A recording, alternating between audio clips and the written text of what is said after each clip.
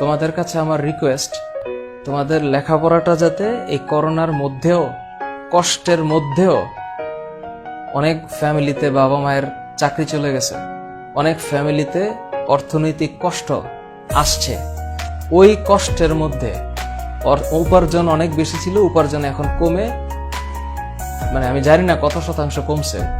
একটা পরিবারের মধ্যে একটা আঘাত আসার পরে তোমাদের যে লেখাপড়া করার, তোমরা তো টের পাচ্ছ না, অনেকেই হয়তো যারা টের পাচ্ছ, যারা টের পাচ্ছ না, তোমরা নিজেরা একটু নিজেদেরকে খুব সৌভাগ্যবান বা গুড লাকের মধ্যে আসো বলে একটু আলহামদুলিল্লাহ বইল। তোমরা একটু চেষ্টা করো বাসায় প্রতিদিন একটু নতুন ভাবে কাজ করো।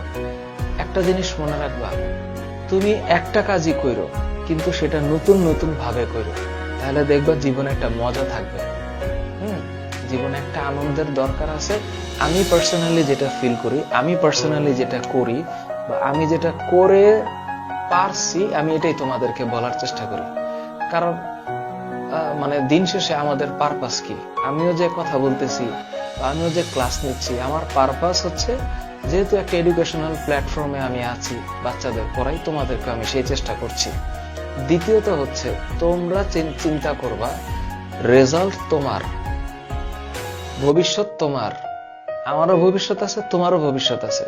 আমার ভবিষ্যৎ আমার কাজ দিয়ে হবে, তোমার ভবিষ্যৎ তোমার কাজ দিয়ে হবে।